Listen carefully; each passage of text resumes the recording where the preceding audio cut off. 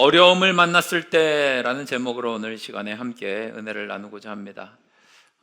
이제는 11월의 마지막 주가 되어서 한 해가 저물어가는 것들이 체감되어지는 요즘입니다. 그래서 이제는 정말로 올해는 얼마 남지 않았구나. 이제 달력 한 장만 이렇게 뜯어내면 2024년의 마지막을 향해서 이제 가고 있구나라고 하는 것들이 이제 피부로 느껴지는 요즘입니다. 여러분 어떠세요? 올 한 해 복된 삶을 살아오셨고 살고 계십니까? 여러분의 삶 가운데 좋은 일들 많이 넘치셨습니까? 아멘 소리가 많이 나오지 않는 걸 보면 여전히 힘든 일들이 좀 많이 있으신가 보네요. 저는 한 해를 돌아보면서 우리 가운데 좋은 소식들이 넘쳤으면 좋겠고 좋은 일들이 참 많았다 이렇게 고백하면 너무 좋겠는데 심심치 않게 그렇게 적지 않은 분들이 참 힘들어요, 참 어려워요, 이걸 어떻게 해야 될지 모르겠어요, 이렇게 고민과 그런 문제 앞에서 길을 찾는 분들이 계시는 것을 좀 경험하게 됩니다. 사회적인 분위기도 굉장히 그런 것 같습니다. 정치적으로도 굉장히 첨예한 대립들이 지금 우리에게 들려오고 있고, 경제적으로도 어렵고, 교회적으로도 많은 교회가 어렵다는 이야기들 우리의 귀에 들려오는 요즘입니다. 그렇다고 앞으로 2025년은 또 앞으로 미래는 좀 좋아질 것인가 라고 하는 것을 보면 미래 전망도 생각보다 그렇게 밝게 나오지 않는 것을 보게 되면 힘든 시기가 맞는 건 틀림없습니다. 물론 여러분 개개인적으로도 여러분의 삶 속에서 개개인의 경중의 차이는 있겠지만 힘든 일들 만나고 계시는 분들, 나름의 어려운 짐들을 지고서 살아가시는 분들이 분명히 계시리라 생각을 합니다. 근데 이런 이 시대 속에서 저는 오늘 함께 나눈 이 말씀들이 여러분의 인생과 여러분의 신앙과 여러분의 모든 인생의 계획 가운데 만나는 어려움들을 풀어낼 수 있는 실마리가 될 수 있기를 바랍니다. 여러분의 어려움들은 이렇게 푸십시오 라고 오늘 저는 말씀을 통해서 권면을 드리려고 해요. 오늘 룻기 1장 말씀을 우리가 읽었는데 룻기 1장의 배경이 되는 시대는 사사시대입니다. 사사시대의 특징이 뭐라 그랬죠? 사사기 21장 25절 마지막에 나와 있다 그랬죠? 그 시대 사람들은 어떤 사람들이에요? 각기 자기 소견에 옳은 대로 행하였던 시대입니다. 그러니까 모든 사람들이 자기 중심적인 거예요. 모든 사람들이 이기적인 생각을 가지고 있고 절대 진리는 없어, 내가 기준이야 라고 하면서 살던 시대입니다. 어찌 보면 요즘 같은 시대적인 분위기가 아닐까 생각합니다. 다들 인생의 주인이 나이고 내가 답이고 하면서 이기적으로 혹은 자기중심적으로 살아가는 모습들이 굉장히 많이 팽배해 있잖아요. 그러니까 이런 시대적인 분위기 속에서 살아갔던 것이 오늘 말씀에 나오는 엘리멜렉과 나오미의 가정이었던 것이고, 특별히 여기에 더해서 그 이스라엘이 굉장히 혼란스러웠던, 엘리멜렉의 집안이 어려웠던 사건이 있게 되는데, 이게 무엇인가 하면 2절 말씀에 나오죠. 흉년을 만나게 돼요. 2절을 보게 되면 엘리멜렉이 모압 땅으로 이주하게 된 이유가 흉년이라고 이야기하죠. 이 엘리멜렉은요, 유다 베들레헴 에브라다 사람입니다. 그러니까 유다 베들레헴 에브라다 이 출신이라고 하는 사실을 우리가 쉽게 간과해서는 안 된 이유는, 유다 베들레헴 에브라다는 흉년이 올 만한 땅이 아니에요. 의아하게 이 유다 땅, 에브라다 땅에 흉년이 찾아온 겁니다. 자, 보세요. 베들레헴의 뜻을 알고 계십니까? 많이들 알고 계시죠? 베들레헴의 뜻이 뭐예요? 떡집이라고 하는 뜻이에요. 그만큼 풍요롭고 또 그만큼 먹을 것들이 좀 있는 동네, 이 베들레헴입니다. 에브라다라고 하는 말의 뜻은 풍요로운 수확이라고 하는 말입니다. 거기다가 유다는, 이것도 많이 뜻을 알고 계시는 분들이 계시죠. 유다는 찬송이라고 하는 뜻입니다. 그러면 각기 하나의 이름들이 가지고 있는 의미는 너무나 좋죠. 이것을 이렇게 연결해서 보게 되면 유다 베들레헴 에브라다는 찬송이 넘치고 수확이 풍요로운 떡집이라고 하는 뜻이에요. 그러니까 아주 풍성했던 땅이 이 에브라다라고 하는 땅이었는데 갑자기 흉년이 찾아와서 어려움을 겪게 됩니다. 그러니까 많은 사람들이 아니 에브라다 땅에 흉년이 왔어? 왜? 라고 하는 것을 묻게 되는 거죠. 그런데 오늘 말씀을 보게 되면 알 수 없습니다. 이유는 알 수 없지만 그러한 큰 어려움이 찾아왔다라고 하는 거죠. 여러분 인생을 살아가실 때도 그런 것 같아요. 우리의 인생도 비슷한 것 같습니다. 생각지도 못한 어려움들이 찾아옵니다. 생각지도 못한 고난과 환난과 문제들이 삶 가운데 찾아오고 신앙 가운데 찾아오면 우리는 가장 먼저 나오는 반응들, 대개 이게 먼저 나오는 것을 바람직하지 않은데 먼저 이런 반응들이 나옵니다. 왜? 하나님, 왜 제게 흉년이 찾아왔습니까? 왜 제게 광야를 허락하십니까? 왜 이런 어려움들이 찾아옵니까? 라고 하면서 이유는 알지 못하겠는데 그 이유를 찾으려고 하나님 앞에 몸부림치기도 하고 울부짖기도 하고 하나님 왜 이런 일들이 내게 자꾸 찾아올까요? 라고 외칠 때가 참 많이 있습니다. 답답하니까 그러겠죠. 네, 여러분 성경을 보게 되면요, 주로 흉년이 찾아오는 것은 두 개의 커다란 범주로 나눌 수 있어요. 왜 하나님이 이 땅에 그리고 하나님의 백성들에게 흉년을 주시는가? 첫 번째는 죄의 문제 때문에 그렇습니다. 그러니까 이스라엘 백성들이 하나님을 바르게 섬겨야 되는데 죄 지으면서 우상 숭배하고 하나님으로부터 멀어지니까 하나님이 그들을 돌아오게 만드시려고 흉년을 주실 때가 있고요. 또 다른 한편은 하나님이 연단 주시는 거예요. 깨달아 알고 돌아오라고. 너희들 지금 이렇게 연단받고 어렵고 힘들지만 주님께 돌아와서 주님 앞에 영광 돌리는 믿음의 삶을 살라고 하나님의 연단의 시간들을 주시기도 합니다. 주로 이 두 가지 범주에서 크게 벗어나지 않아요. 사실 중요한 건 왜? 라고 하는 질문보다 어떻게가 훨씬 더 중요합니다. 어떤 이유에서건 하나님이 범죄의 이유 때문에건 혹은 연단의 이유 때문에건 흉년을 주셨어요. 그러면 왜? 라고 하는 것보다 어떻게 이 시간들을 이겨나갈 수 있는가, 우리가 여기에 좀 초점을 맞춰야 될 필요가 있거든요. 자, 그러면 성경에서 이야기하는 죄로 인한 징계든지 연단을 위한 성숙을 위한 흉년이든지 이걸 이기는 방법들이 성경에 나와 있는데 성경에서 내리는 결론은 하나입니다. 어떤 이유에서건 흉년을 이기는 방법은 하나님께 나아가고 하나님께 매달리는 것이다 라고 하는 것입니다. 저는 여러분들이 그와 같은 어려움을 만났을 때에 왜보다는 먼저 하나님 앞에 나아가 하나님께 문제를 구하고 하나님께 매달리는 믿음의 모습들이 있기를 주님의 이름으로 축원합니다. 하나님이 원하시는 게 그거 아니에요. 하나님이 흉년을 주신 이유는 어떤 것이든 어떤 범주이든 내게로 돌아와 라고 해서 주시는 사인을 터인데, 그러면 하나님이 원하시는 그 자리에 가면 반드시 그 문제는 풀리게 되어 있습니다. 이게 성경이 우리에게 주는 교훈이거든요. 그러니까 어리석은 분들은 항상 왜의 문제를 가지고 하나님 왜 내게 이런 일을 주십니까? 왜 이렇게 어렵습니까? 왜 이렇게 흉년이 듭니까? 라고 하면서 자꾸 왜를 묻는단 말이죠. 왜에서 답을 찾기가 쉽지 않아요. 그냥 어떤 이유에서건 하나님 어려운 시간이 왔습니까? 예, 주님 부르시는 사인이군요. 주님 앞에 나아가야죠. 하나님이 기뻐하시는 그 모습으로 내가 서 있겠습니다 라고 하면 주께서 부어주시는 놀라우신 은혜가 회복시켜주시는 역사가 있게 될 것을 믿는 우리 모두가 되기를 주님의 이름으로 축원합니다. 그래서 지혜로운 믿음 생활은 어려움 앞에서 하나님이 기뻐하시는 모습을 유지하기 위해서 힘쓰고 애쓰는 거예요.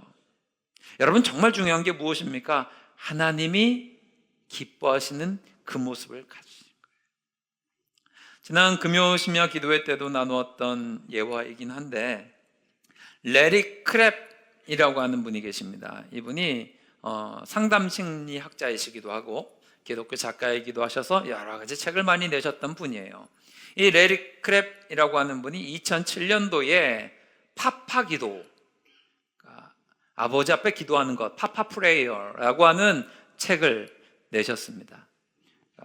이분이 이 책을 내신 이유는 한 20여 년 영향력 있는 사역을 하셨는데도 여러 가지 사역 중에서 기도에 관한 체험과 은혜를 많이 겪어보지 못하셨는데 이제부터 이야기하는 이 일화로 말미암아 기도에 관한 그런 갈망들이 생겨서 여기서부터 이제 이 책들이 나오게 되었는데요.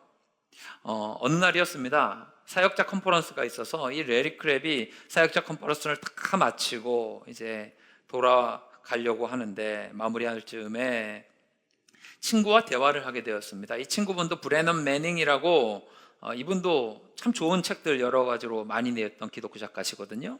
그러니까 이 브래넌 매닝과 대화를 하는데 이런 대화가 이어지는 거예요. 이제 어디 가니? 라고 하는 것을 물어보죠. 브래넌 매닝이 대답합니다. 나는 이번 주에는 기도원을 좀 다녀오려고 해. 얼마나 있으려고? 한 일주일 동안 있으려고. 그러면 여러분 궁금하잖아요. 왜 들어가는지도 궁금하지만 거기 가서 무슨 유익이 있길래 그 기도원에 들어가는가, 여기에 대한 궁금증이 생겨서 물어보는 거예요. 아니, 거기 가면 무슨 유익이 있어? 기도원에 일주일 동안 들어가면 무슨 유익이 있어? 이렇게 물어봤어요, 레리 크랩이. 이 브래넌 매닝이 그 이야기를 듣고서 이렇게 대답을 하는데 이 레리 크랩의 마음을 울렸습니다. 그리고 요즘에 이 대답은 제 마음을 많이 흔들고 있는 이야기이기도 합니다. 브라운 매닝이 이렇게 이야기합니다. 내가 가면 하나님이 좋아하셔. 내가 나타나면 하나님이 좋아하셔. 그러니까 내 유익 때문에 일주일 동안 기도원에 가 있는 게 아니라 내가 기도원 가서 하나님을 찾으면, 이렇게 하나님과 일대일로 조용한 이런 시간을 가지면 하나님이 너무 좋아하시기 때문에 내가 그렇게 가는 거야.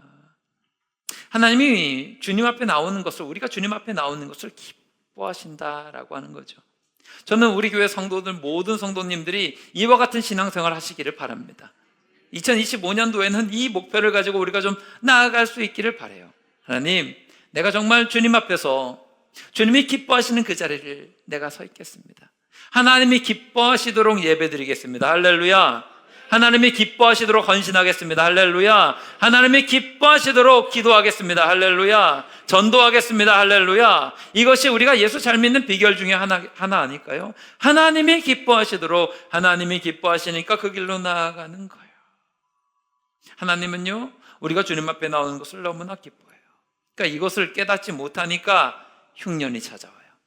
이것을 유지하지 못하니까 하나님이 깨달으라고 때로는 연단의 시간을 주기도 한다라고 하는 거죠. 그러므로 여러분 기억하십시오. 여러분의 삶의 어려움들을 이길 수 있는 키가 어디에 있습니까? 하나님이 기뻐하시는 그 모습을 가지면 되는 줄 믿으시기를 바랍니다.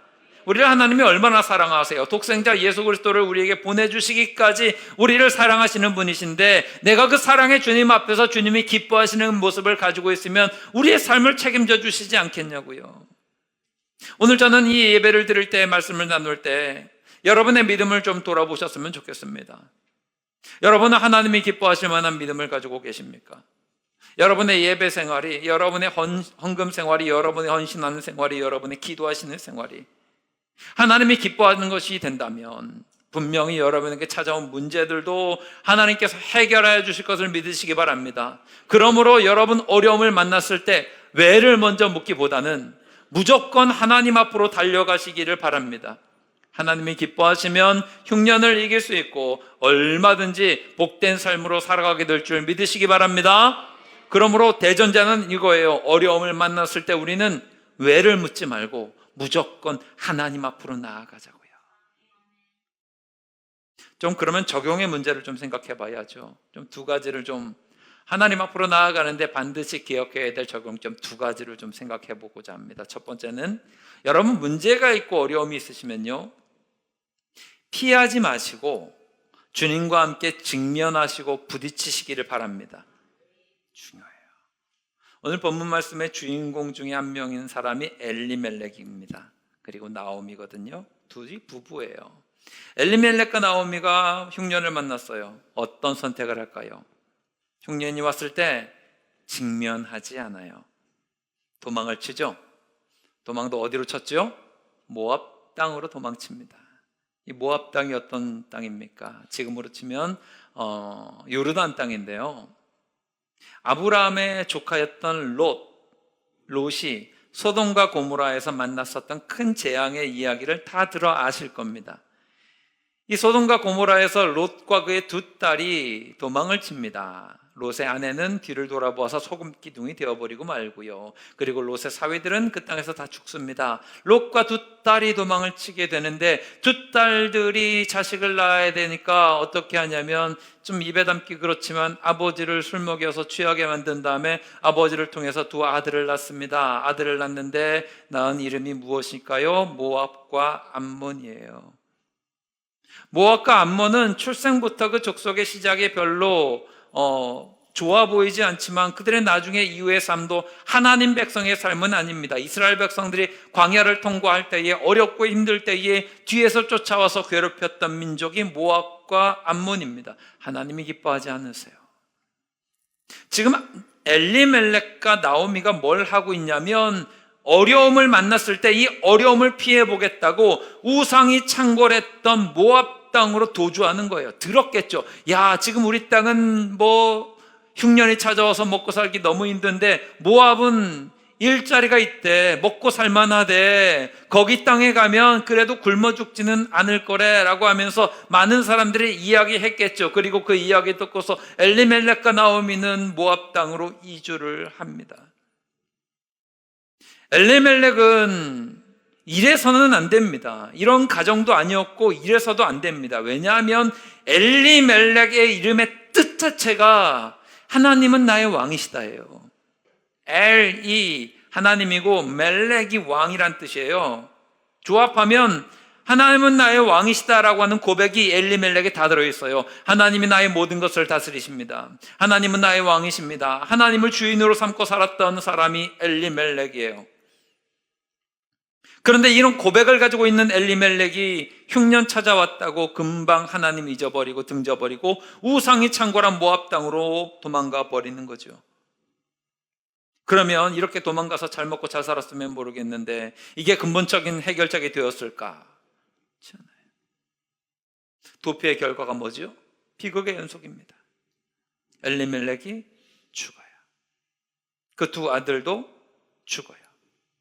남은 것은 나오미와 이방 여인이었던 두 며느리밖에 없습니다.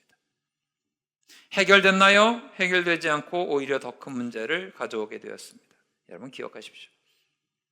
아무리 어렵고 아무리 힘든 상황일지라도 주님께 매달리자 그랬잖아요. 주님께 나아가자 그랬잖아요. 그러면 주님께 매달리고 나아가서 주님과 함께 그 문제를 직시하고 그 문제와 부딪히고 씨름할 수 있는 여러분들 되시기를 바랍니다. 이게 지혜예요. 이게 믿음의 용기고요. 그러면 엘리멜렉의 집안이 그랬다면 최소한 목숨은 부지할 수 있지 않았겠습니까? 결과는 굉장히 절망적이에요. 나오미라고 하는 이름의 뜻은 기쁨입니다. 그런데 오늘 말씀을 읽은 이후에 20절, 21절 말씀을 넘어가면 나오미가 며느리 롯과 함께 고향 땅으로 돌아오거든요. 사람들이 이야기합니다. 나오미가 돌아왔다, 나오미가 돌아왔다. 그 나오미가 기쁨이잖아요. 그런데 그 이야기 듣기 싫다는 거예요. 나를 이제부터는 나오미라 부르지 말아라. 이젠 날 뭐라고 부르라고요? 마라라고 부르라고. 마라의 뜻은 무엇입니까? 쓰다, 고통, 어렵다, 힘들다 이런 뜻을 가지고 있습니다.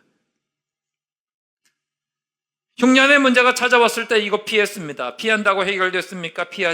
피한다고 해결되지 않고 오히려 더 큰 문제를 만날 수밖에 없어요. 오늘 6절 말씀을 보게 되면요, 오히려 그 땅을 지키고 있으면서 하나님을 의지하고 하나님과 함께 흉년을 맞이하고 있었던 그 사람들은, 베들레헴의 에브라다 사람들은 오히려 하나님의 돌보심으로 말미암아 양식을 얻어요. 겨우 10년 만에 모든 상황이 역전되어 버립니다. 하나님 의지하고 하나님 바라보고 하나님과 함께 문제를 부딪히고 문제와 씨름하면 역전되는 역사가 있는 것을 우리가 믿어야 합니다.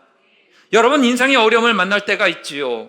신앙의 어려움을 만날 때가 있습니다. 괴로운 상황을 만날 때가 있습니다. 그러면 당장 드는 생각은 피하고 싶단 말이에요. 당장 드는 생각은 그 문제를 보고 싶지 않단 말이에요. 그런데 여러분, 믿음의 용기를 내셔서 주님과 함께 그 문제와 부딪히고 주님과 함께 씨름하시기를 바라요. 6절 말씀은요, 하나님이 돌보시면 반드시 역전의 역사가 일어나는 것을 우리에게 너무나 잘 보여주고 있지 않습니까? 새 중에서 가장 빠르게 달릴 수 있는 새는 타조라고 하죠. 타조는 날 수 있어요? 없어요? 못 납니다. 얘는 날지는 못하지만 굉장히 빠르게 달리는데, 타조가 한번 마음 먹고 시속을 내서 달리면 시속 70km까지 달릴 수 있답니다. 과거에 아프리카에서 정말 사냥하기 힘든 것으로 유명했던 것이 타조래요. 왜냐하면 이게 조심성도 많고 쫓아가서 잡으려고 막 그 사냥꾼들이 달려가면 사냥꾼이 빨라요? 타조가 빨라요? 타조가 너무 빠른 거죠. 시속 70km로 달리니까 사람이 잡을 수 있나요? 거기다가 여럿이 뭐 포위로 해서 몰고 하면 어느 정도 잡을 수는 있지만 노동력 대비 인건비가 안 나오는 거예요. 거기다가 방향 전환이 그렇게 빠르다 그럽니다. 그러니까 타조가 가다가 한 번 70km를 쭉 해서 직진으로 가는 게 아니라 한 번 방향을 꺾고 한 번 방향을 꺾으면 사냥꾼들이 잡아내기가 어려운 게 이 타조랍니다. 그런데 어느 순간부터 사냥하기 제일 쉬운 동물로 전락한 게 타조래요. 어느 순간이 어떤 때일까요? 자동차가 사냥에 도입된 이후로부터는 타조 사냥하기가 굉장히 이전과 비해서 수월해졌답니다. 어떻게 사냥을 하느냐? 타조를 발견합니다. 그럼 타조는 자기를 사냥하는 이상한 네모난 그 자동차가 네모난 게 자꾸 자기를 쫓아오잖아요. 그러면 어떻게 해요? 도망가지요. 타조가 자신 있는 게 뭘까요? 달리기지요. 시속 70km로 열심히 달려갑니다. 그러면 사냥꾼들은 자동차를 타고 70km를 맞추진 않는데요. 한 50km, 한 60km 정도로 해가지고 슬금슬금 계속 따라가기만 한답니다. 방향 전환을 해요. 그러면 또 슬금슬금 뒤에서 또 따라가기만 해요. 그러면 이제 문제가 나오는 거죠. 타조는 지쳐요, 안 지쳐요? 자동차는요? 안 지치죠. 기름 싣고 계속 쫓아가기만 하면 되니까. 어느 순간인가 체력이 바닥난 타조가 흘끔흘끔 뒤를 돌아보아도 자동차가 계속 쫓아오니까 도망가다 못해서 체력이 탁 떨어지면 갑자기 멈춰서서 어떻게 하냐면 모래바닥에 머리를 쿡 하고 쳐박는답니다. 모래를 쳐박으면 타조는 보여요, 안 보여요? 자기는 이제부터 아무것도 보이지 않는 거예요. 눈 감고 땅에다가 머리 쳐박고 있으니까 자기를 쫓아오는 사냥꾼도 보이지 않고 힘든 모든 환경들이 보이지 않아요. 그러면 될 거라고 생각하는 게 타조랍니다. 그러면 사냥꾼들은 여유롭게 쫓아가서 차에서 내린 다음에 타조를 묶어서 데리고 오기만 하면 된대요. 우리는 이 타조의 모습을 생각하면서 조소를 짓지요. 그런데 어찌 보면 우리도 이런 모습이 있을 때가 많지 않을까 생각합니다. 여러분에게 권면합니다. 여러분, 하나님 앞에서 여러분의 어려움을 내려놓으시고 주님과 함께 그 어려움을 직면할 수 있는 믿음의 용기가 있기를 바랍니다. 그러면 주님께서 일하세요. 룻기 말씀을 보세요. 부분을 보게 되면 어떤 일이 벌어지게 됩니까? 나오미는 그 며느리의 룻과 함께 다시 고향으로 돌아와서 그 어려움이 있지만 괴로움이 있지만 창피하고 괴롭지만 그 땅을 지키며 살아갑니다. 그때 하나님이 어떤 은혜를 베풀어 주세요? 룻이 보아스를 만납니다. 룻이 보아스와 함께 결혼하게 된 것도 놀라워요. 왜냐하면 룻은 이스라엘 사람 유대인이 아니거든요. 모압 여인이에요. 이방 여인이고 우상 숭배하던 지역의 여인입니다. 그런데 그 여인이 보아스와 만나서 가정을 이루어요. 그리고 아들을 낳죠. 이름이 뭐예요? 오벳이에요. 오벳은 누구예요? 다윗 왕의 할아버지예요.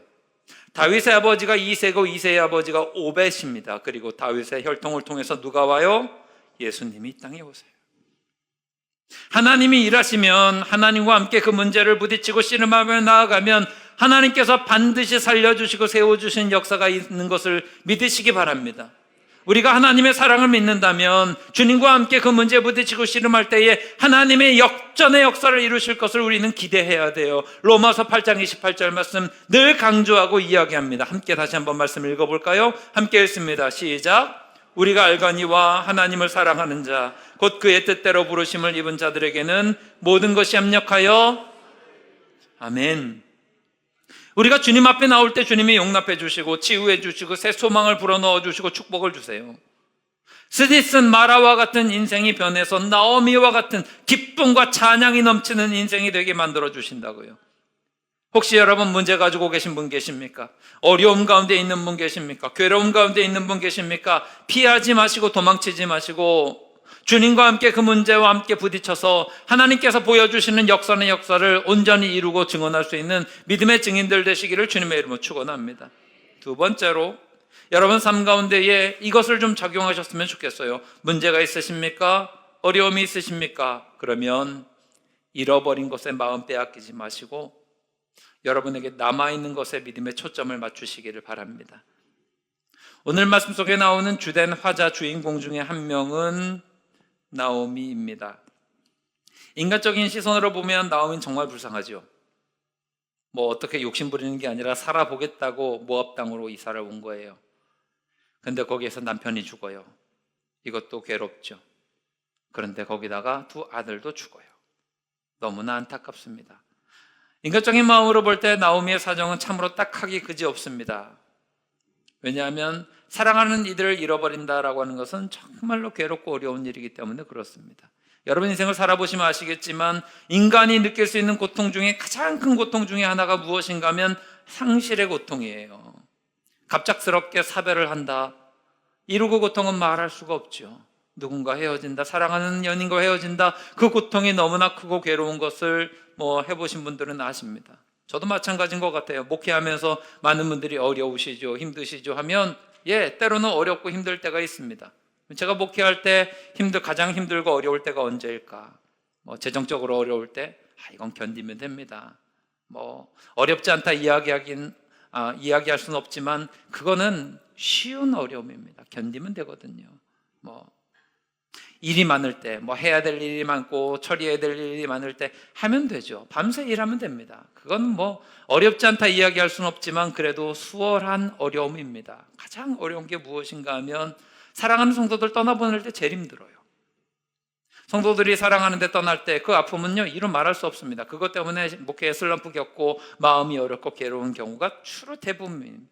마음으로 피눈물 흘리고 괴롭고 하나님 앞에 마음을 토로하는 경우가 많아요. 나오미가 지금 이런 거잖아요.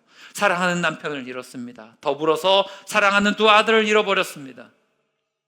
앞길이 막막해요. 남성 중심의 사회였는데 이제는 이민자에다가 이방인에다가 남편까지도 잃어버렸으니 며느리 둘만 남았으니 이 어렵고 힘든 시기 어떻게 보내야 되나.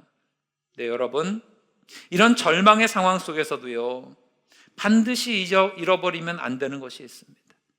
이게 뭘까요? 신실하신 하나님에 대한 믿음임을 믿으시기 바랍니다.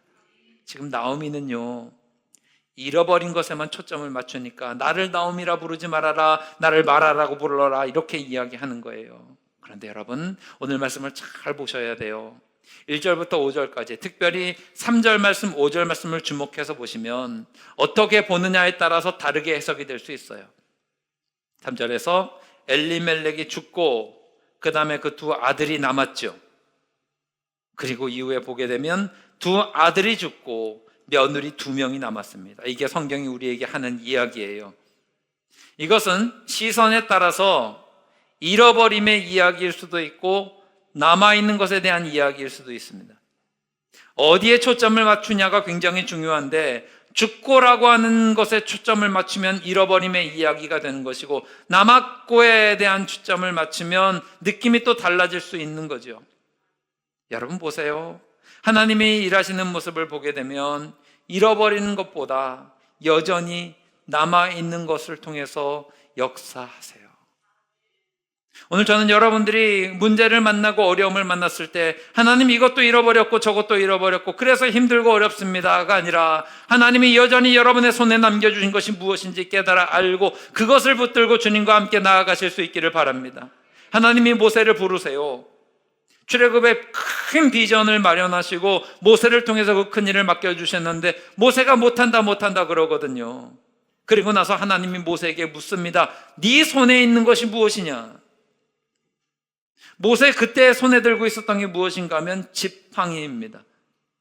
그때 모세의 직업이 목동이었으니까 양치는 지팡이예요. 굉장히 특별한 것도 아니고 양을 치다 보니까 양의 털도 묻어 있을 것이고 양 냄새도 배어 있을 것이고 관리는 그렇게 잘했겠습니까? 그냥 양 치는 데 쓰는 지팡이니까 그렇게 관리도 잘 되어 있지 않는 지팡이일 것입니다. 그런데 하나님께서 그 지팡이를 보시고 그 평범한 지팡이를 통해서 하나님이 일하시니까 하나님의 역사를 이루는 놀라운 도구가 됩니다. 홍해를 가르는 하나님의 도구가 되는 것이고 출애굽의 10가지 재앙을 일으키는 하나님의 도구가 됩니다.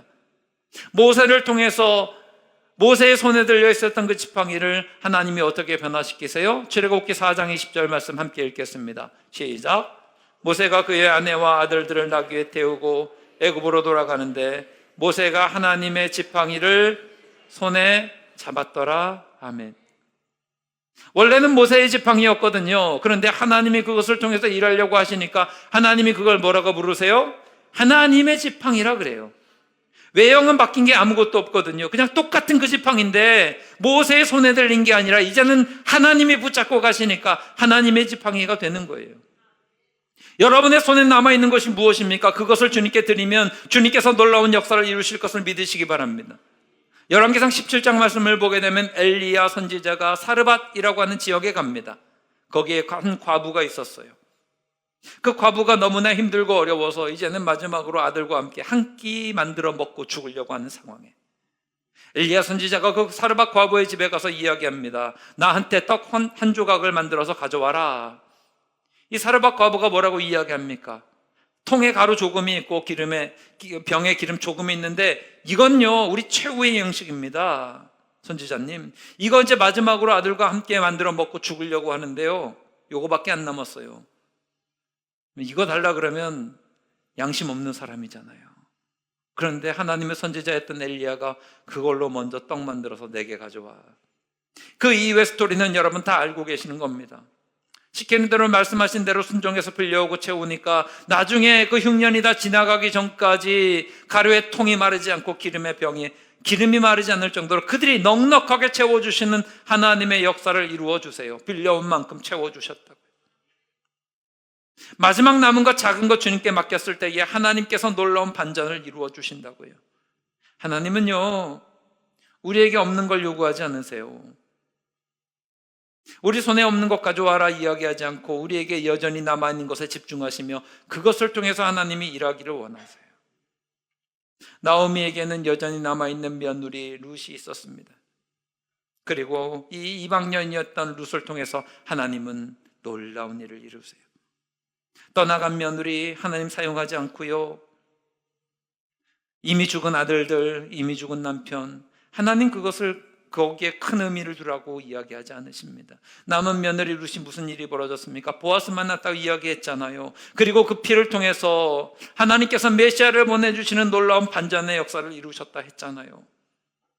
여러분의 삶 가운데 돌아보십시오. 어려움을 만나셨을 때 잃어버린 것에 마음 빼앗기지 마시고 여러분에게 남아있는 것이 무엇인지를 돌아보시기 바랍니다. 그리고 그것을 주님의 손에 맡길 때에 하나님께서 일하시는 놀라운 일들이 있음을 믿고 기대하시며 나아가시기를 바랍니다. 우리가 바라보아야 될 것이 그것 아니겠습니까? 우리가 힘써야 될 것이 그것 아니겠습니까? 여러분의 시선은 지금 어디에 머물고 계신가요? 잃어버린 것인가요? 남아있는 것인가요? 우리의 시선과 생각이 하나님께 맞닿아 있다면 하나님께서 놀라우신 은혜로 그것을 통해서 반전의 역사, 역전의 역사를 쓰실 줄 믿으시기 바랍니다. 그러므로 오늘 말씀은 이렇게 정리할 수 있을 것 같습니다. 여러분이 어려움을 만나셨을 때 먼저 주님 앞에 나아가십시오. 주님이 기뻐하시는 그 믿음의 모습 가지고 계시면 독생자 예수 그리스도까지 우리에게 보내주신 그 하나님께서 우리의 인생을 반드시 기억하시고 책임져 주실 거라고요. 그리고 어려움을 피하지 마십시오. 도망간다고, 사라진다고, 내가 그거 안 봐야지 한다고 문제가 사라지진 않아요. 주님의 손 붙잡고 부딪히셔서 여러분에게 남아있는 그 무엇이든 주님의 손에 맡김으로 말미암아 하나님께서 이루시는 반전의 역사, 역전의 역사를 온전히 써내려 가시는 믿음의 백성들 다 되시기를 주님의 이름으로 축원합니다.